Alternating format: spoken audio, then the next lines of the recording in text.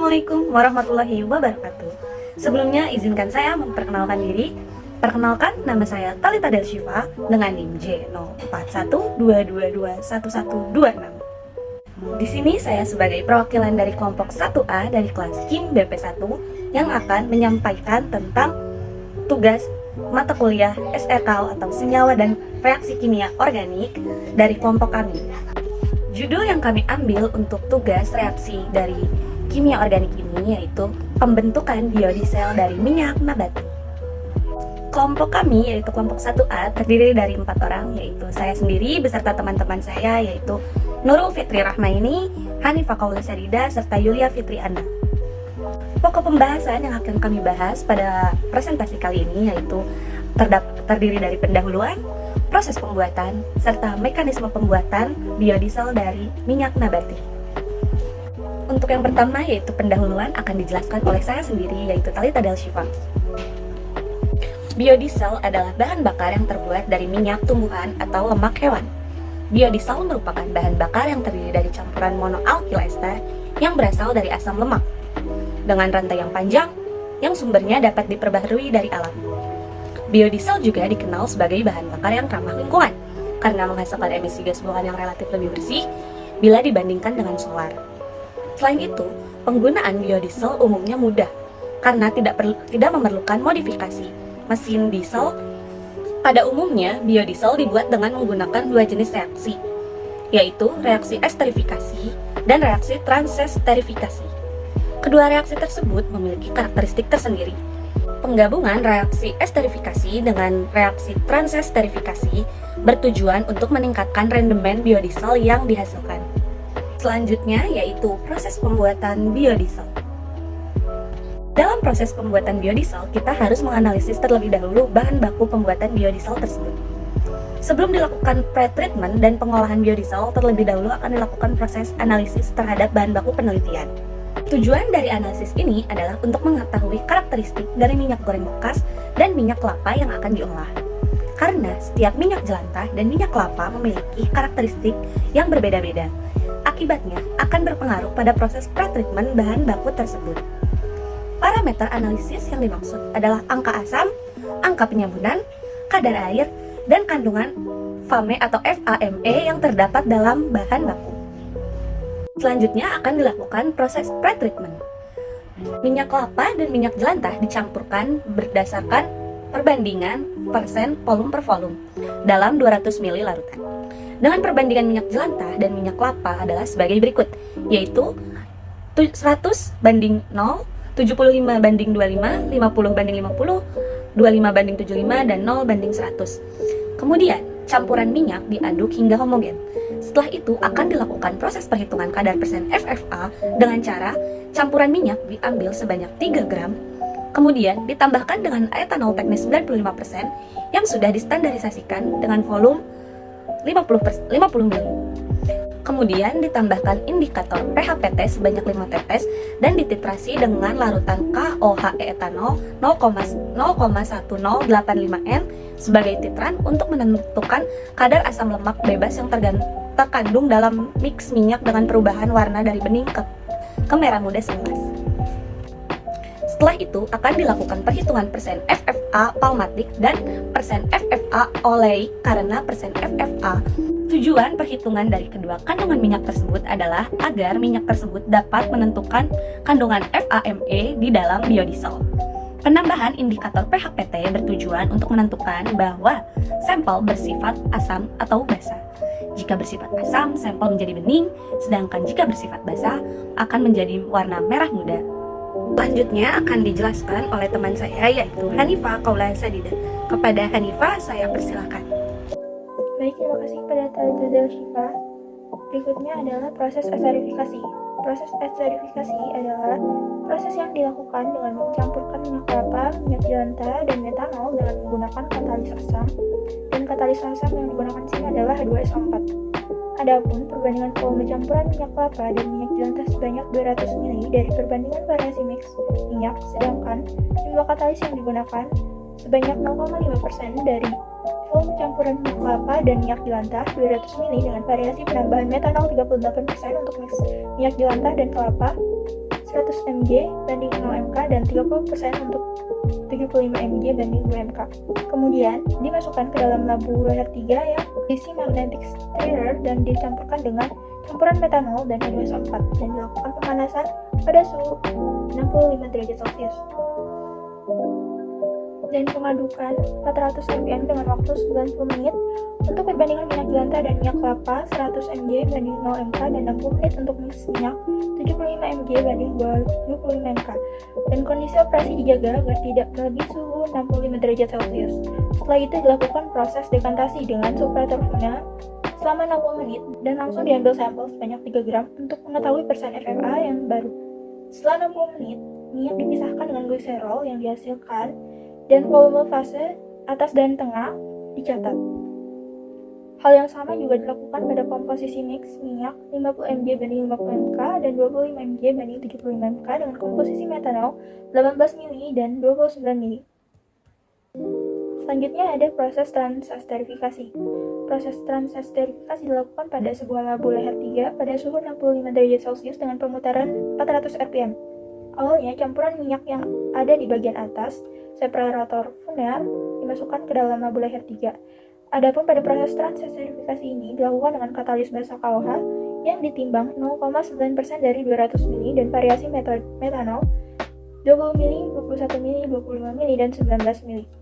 Campuran KOH dengan metanol dimasukkan ke dalam lampu leher 3 dan direaksikan selama 60 menit untuk 100 mg banding 0 mk dan 75 mg banding 25 mk. 70 menit untuk 50 mg banding 50 mk dan 50 menit untuk 25 mg banding 75 mk dan 0 mg banding 100 mk. Kemudian didekantasi selama 15 menit untuk memisahkan metil ester dengan gliserol dan volume fase bawah atau gliserol dicatat. Selanjutnya proses pemurnian. Proses pemurnian pada penelitian ini dilakukan dengan proses washing atau drying. Metil ester pada fase atas separator funnel dipisahkan dengan gliserol. Ditambahkan aqueous yang telah dipanaskan di dalam water bath pada suhu 60 derajat Celcius ke dalam separator funnel sebanyak 20 ml. Ketan kemudian dikocok dan didiamkan selama 1 menit sampai terpisah 2 fase. Minyak dipisahkan dengan aqueous dan perubahan volume dicatat.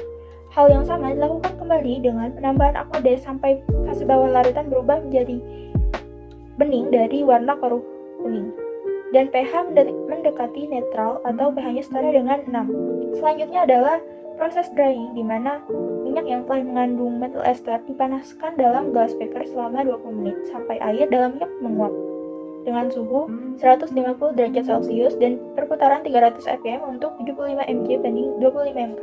Kemudian didinginkan dalam waktu setengah jam. Minyak kemudian disaring dengan menggunakan corong butter dan membran vakum pump. Minyak hasil saringan disimpan dalam botol sampel. Hal yang sama juga dilakukan pada mix minyak jelantah atau minyak kelapa. Pemurnian metil ester atau biodiesel setelah reaksi transesterifikasi bertujuan untuk menghilangkan kandungan air dan sisa-sisa gliserol yang masih tersisa. Pemurnian biodiesel dilakukan dengan metode washing menggunakan air panas pada suhu 60 derajat Celcius sampai pH 6 dan warna minyak biodiesel menjadi kuning bening dengan metode pengadukan, settling, dan dekantasi. Proses pencucian biodiesel pada suhu 60 derajat Celcius untuk menjaga titik didih metanol yang masih terdapat di biodiesel dan mempercepat reaksi. Proses settling pada pemurnian biodiesel bertujuan untuk mengurangi gliserol bebas yang masih terikat pada metil ester. Proses pemanasan dengan suhu 103 derajat Celcius bertujuan mengurangi kandungan air dari bahan washing. Proses pemurnian akhir yakni penyaringan untuk menghilangkan zat pengotor dari biodiesel. Yield paling optimum dari proses biodiesel menggunakan katalis homogenus seperti KOH adalah antara 95% sampai 98%. Selanjutnya adalah mekanisme pembuatan biodiesel. Biodiesel dapat dihasilkan menggunakan 2 cara, yaitu transesterifikasi dan esterifikasi. Transesterifikasi atau reaksi alkoholisis salah satunya adalah transesterifikasi trigliserida dengan metanol. Reaksi antara 1 mol trigliserida dengan 3 mol metanol dengan katalis KOH atau katalis basa menghasilkan 1 mol gliserol dan 1 mol metil ester. Reaksi transesterifikasi yang terjadi yaitu 3 sirida dalam minyak direaksikan dengan alkohol membentuk alkyl ester. Alkohol yang digunakan dalam reaksi transesterifikasi yaitu metanol. Transesterifikasi berfungsi untuk menggantikan gugus alkohol gliserol dengan alkohol sederhana seperti metanol atau etanol. Transesterifikasi merupakan suatu reaksi kesetimbangan untuk mendorong reaksi agar bergerak ke kanan sehingga dihasilkan metil ester. Maka diperlukan penggunaan alkohol dalam jumlah yang berlebih. Proses transesterifikasi ini dipengaruhi oleh berbagai faktor tergantung oleh kondisi reaksinya. Faktor tersebut diantaranya adalah kandungan asam lemak bebas dan kadar air minyak, jenis katalis dan konsentrasinya, perbandingan molar antara alkohol dengan minyak dan jenis alkoholnya, suhu dan lamanya reaksi, dan intensitas pencampuran. Transesterifikasi juga berfungsi untuk mencegah dan menghilangkan regulasi ridam dan menurunkan viskositas. Saya izin memperkenalkan diri terlebih dahulu. Perkenalkan, nama saya Nurul Fitri Rahmini dengan NIM 0412221063. Di sini saya akan melanjutkan pembahasan mengenai proses transesterifikasi sendiri. Dipengaruhi oleh beberapa faktor tergantung kondisi reaksinya. Faktor tersebut diantaranya adalah kandungan asam lemak bebas dan kadar air dari minyak, jenis katalis dan konsentrasinya, perbandingan molar antara alkohol dengan minyak dan jenis alkoholnya, suhu dan lamanya reaksi, intensitas pencampuran, dan penggunaan kosolvent organik. Kualitas metil ester dipengaruhi oleh kualitas minyaknya, komposisi asam lemak dari minyak, proses produksi dan bahan lain yang digunakan dalam proses dan parameter pasca produksi seperti kontaminan. Kontaminan tersebut diantaranya adalah bahan tak tersabunkan, air, gliserin bebas, gliserin terikat, alkohol, asam lemak bebas, sabun, residu katalis. Selanjutnya, mekanisme pembuatan biodiesel sendiri melibatkan reaksi transesterifikasi basa. Adapun mekanisme transesterifikasi basa sendiri yaitu memerlukan suatu ester untuk mengubahnya menjadi bentuk ester yang baru, membutuhkan pelarut alkohol seperti metanol yang bereaksi dengan katalis basa kuat seperti KOH. Nah, pelarut alkohol dan katalis ini bereaksi membentuk nukleofil yang menyerang karbon-karbonil dan mendorong elektron ke atas oksigen, sehingga diperoleh oksigen yang bermuatan negatif yang semula berikatan rangkap dengan karbon-karbonil menjadi ikatan tunggal dengan karbon, dan gugus alkoksi dari reaktan alkohol ini menyumbangkan 2 elektron dari atom oksigen gugus alkoksi ke atom karbon sehingga terbentuk ikatan tunggal ionik bermuatan negatif secara keseluruhan. Kemudian, ion baru ini selanjutnya berusaha untuk meruntuhkan gugus alkoksi yang semula dari reaktan diubah menjadi produk samping berupa alkohol dalam bentuk baru. Jadi, R-aksen yang terdapat dalam ion ini berusaha dikeluarkan agar terbentuk alkohol hasil produk. Dengan meruntuhkan gugus alkoksi yang semula dari reaktan diubah menjadi produk samping berupa alkohol baru dengan mendonorkan 2 elektron dari atom oksigen yang bermuatan negatif ini ke atom karbon sehingga terbentuk kembali karbon-karbonil sehingga gugus alkoksi keluar dari reaksi. Dari mekanisme ini terbentuklah bentuk ester dan alkohol yang baru dari hasil reaksi yang berbeda dari reaktannya. Selanjutnya ada mekanisme transesterifikasi asam. Pada reaksi mekanisme transesterifikasi asam ini digunakan asam kuat sebagai katalisator dikarenakan ester tidak begitu reaktif dalam pelarut alkohol, dan karena ini merupakan reaksi kesetimbangan sehingga diperlukan reagen berlebih untuk mendorong kesetimbangan reaksi menuju ke arah produk. Nah, asam kuat dalam pelarut alkohol dapat memprotonasi karbon-karbonil dan membuat karbon-karbonil lebih elektrofilik sehingga dapat bereaksi dengan alkohol dengan nukleofil lemah. Reaksi substitusi ini menjadi milik nukleofil yang menyerang atom karbonil dan mendorong elektron ke atom oksigen membentuk pasangan elektron bebas. Selanjutnya terjadi serangan nukleofilik oleh air menjadi intermediate tetrahedral, namun mengakibatkan spesies tersebut merupakan elektrofil yang buruk sehingga berlanjut ke proses protonasi gugus karbon untuk membentuk senyawa tak bermuatan Lalu OH- ini bereaksi dengan alkil dari pelarut membentuk alkohol yang kembali menyerang atom karbon-karbonil dan mendorong elektron ke atas atom oksigen sehingga diperoleh ion yang sepenuhnya bermuatan positif pada salah satu atom oksigennya dengan ikatan tunggal di keseluruhan strukturnya. Lalu kemudian oksigen yang di sini tidak stabil sehingga cenderung melepaskan atom hidrogen menjadi sehingga terbentuk pasangan elektron bebas. Yang selanjutnya bereaksi dengan alkohol pelarut yang berlebih membentuk ester yang baru dengan hasil samping alkohol yang dalam bentuk baru. Nah, selanjutnya ada penjelasan mengenai transesterifikasi yang tentu bukan hanya monogliserida saja, melainkan bisa terbentuk dari digliserida maupun trigliserida yang bereaksi dengan alkohol, membentuk ester dan juga produk akhir. Transesterifikasi sendiri merupakan reaksi pembentukan trigliserida dan monogliserida yang termodifikasi ke dalam bentuk gliserol. Proses transesterifikasi menggunakan alkohol dengan katalis basa kuat seperti KOH, seperti pada penjelasan sebelumnya. Karena katalis jenis ini memiliki sensitivitas yang tinggi terhadap asam lemak bebas sebagai umpan. Akan tetapi, secara umum, katalis KOH merupakan jenis katalis yang sulit untuk memurnikan produk. Nah, selanjutnya ada proses esterifikasi. Nah, berbeda dengan transesterifikasi sebelumnya, jadi esterifikasi ini adalah reaksi asam lemak bebas dengan alkohol membentuk ester dan air. Dengan esterifikasi, kandungan asam lemak bebas dapat dihilangkan dan diperoleh tambahan ester. Jadi, asam lemak bebas yang tidak diinginkan dalam produk biodiesel sepenuhnya bisa diubah dalam bentuk ester melalui proses esterifikasi menggunakan alkohol dari asam karboksilat yang bereaksi dengan alkohol menggunakan katalis asam sulfat, yaitu asam kuat, sehingga terbentuk ester dan juga produk akhir, produk samping seperti molekul air.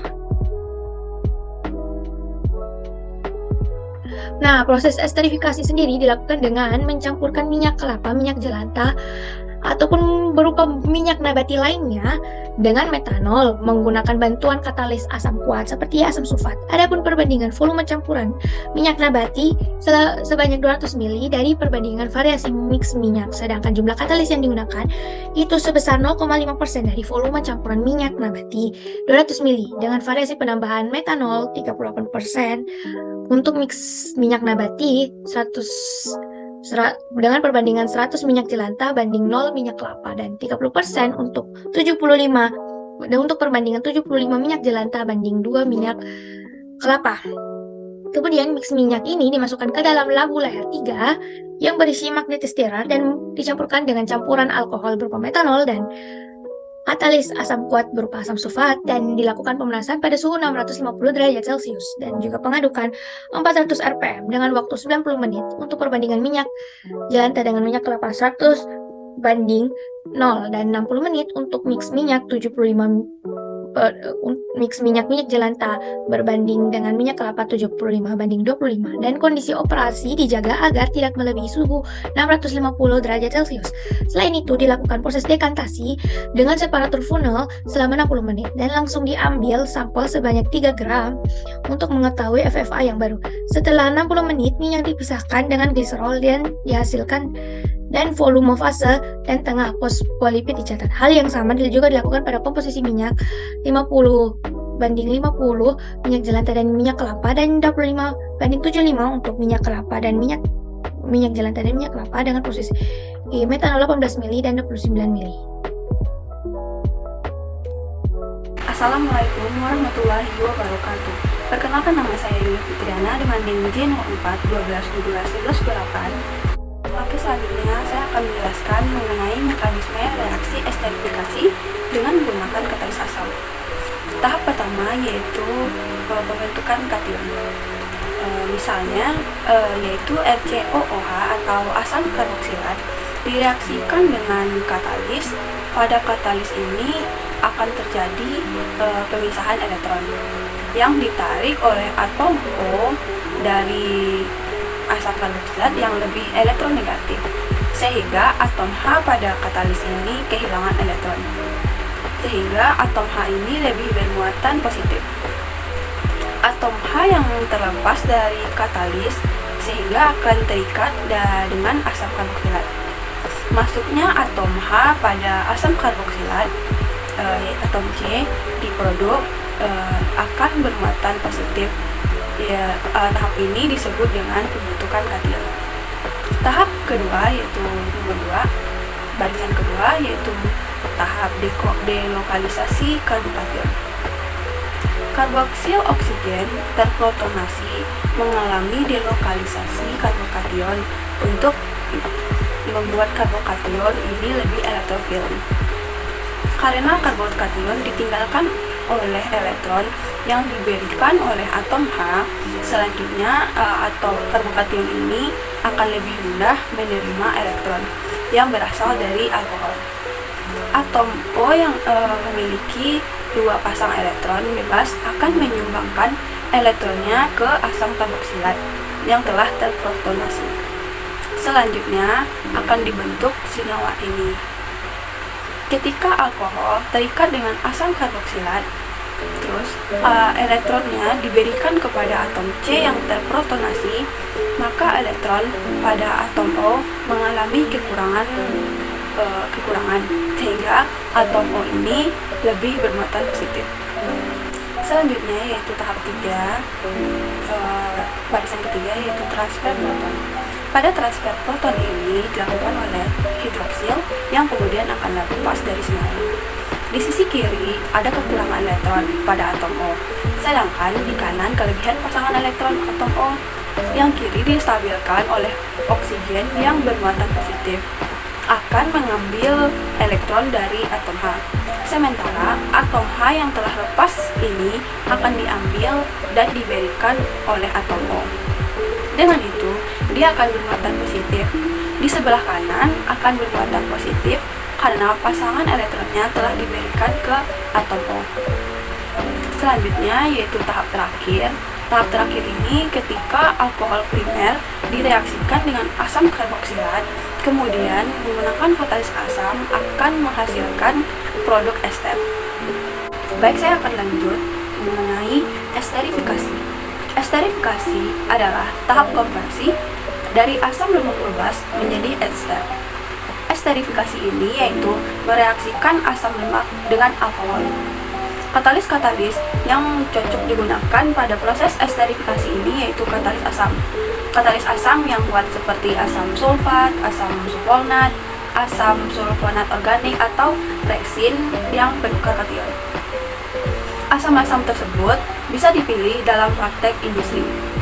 Esterifikasi ini umumnya dilakukan untuk pembuatan biodiesel dari minyak yang berkadar FFA tinggi yang berangka asam lebih dari 5 mg KOH per gram.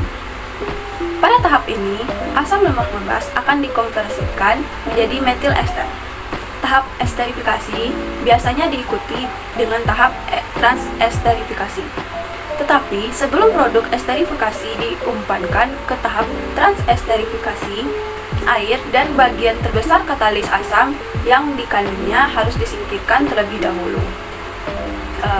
Tidak seperti esterifikasi yang mengkonversi asam lemak bebas menjadi ester. Pada proses transesterifikasi ini, yang terjadi adalah mengubah trigliserida menjadi ester. Perbedaan antara transesterifikasi dengan esterifikasi ini yaitu menjadi sangat penting ketika memilih bahan baku dan katalis. Proses transesterifikasi dikatalisis oleh asam atau basa. Sedangkan proses esterifikasi bagaimanapun hanya menggunakan katalis asam. Selanjutnya yaitu esterifikasi mixed jelantah dengan minyak kelapa. Proses esterifikasi digunakan untuk menurunkan kadar persen free fatty acid atau FFA yang tinggi dari proses pengukuran persen FFA mix minyak. Penggunaan rasio metanol yang bervariasi sangat menentukan konversi efektif dalam menghasilkan produk utama biodiesel.